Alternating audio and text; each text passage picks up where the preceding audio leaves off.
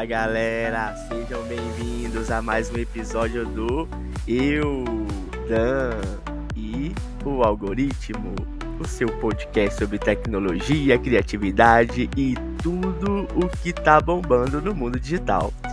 Hoje o papo é quente, vamos falar sobre como a inteligência artificial tá invadindo o estúdio musical, criando hits e também arrumando treta com direitos autorais. E para esse papo eu trouxe duas inteligências que já tem muitos seguidores, mais seguidores do que muito produtor famoso, hein? Com vocês, o ChatGPT e o Google Gemini. Olá, Dan. Olá, ouvintes. Muito empolgado para estar aqui. Música e IA são uma combinação poderosa. E polêmica também, né?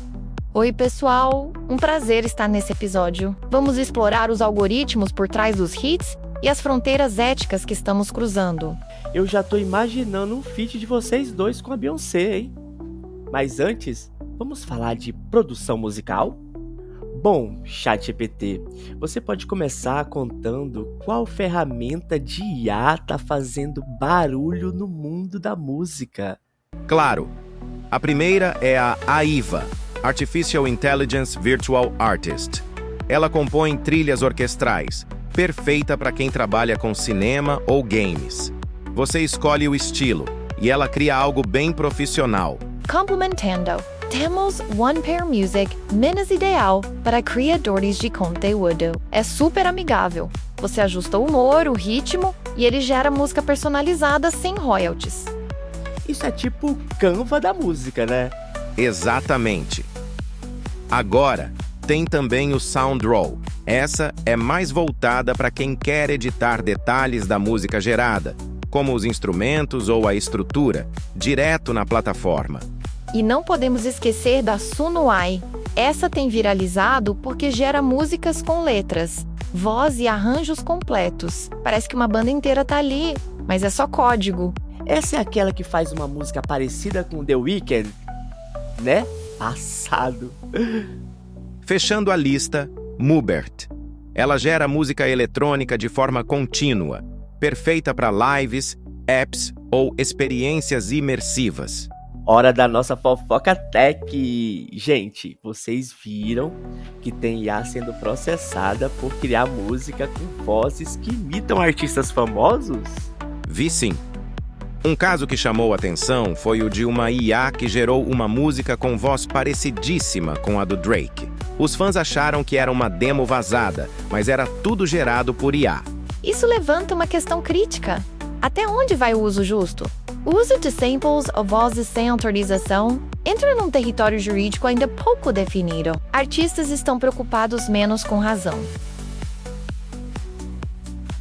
E o que dizem os advogados virtual de vocês, hein? Bem, é uma zona cinzenta. Tecnologias como Voice AI ou Uber Duck permitem criar clones vocais. Se for para paródia ou uso pessoal, ok.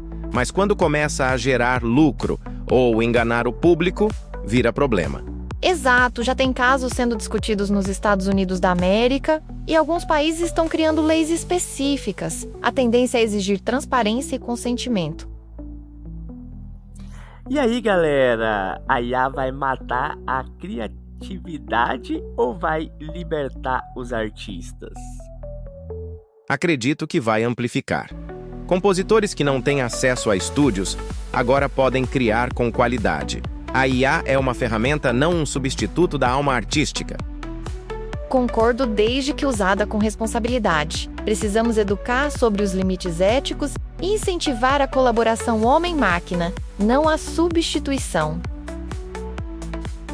Gostei disso. IA com parceria de estúdio, não como vocalista do cover ilegal. Bom, esse papo foi muito criativo. Muito mais do que uma reunião de banda indie, hein? Obrigado, GPT, obrigado, Gemini. E você que ouviu até aqui, segue a gente nas nossas redes sociais, manda esse episódio para aquele seu amigo que jura que vai lançar um EP com IA e comenta nas nossas redes. Você usaria uma IA para compor o seu próximo hit?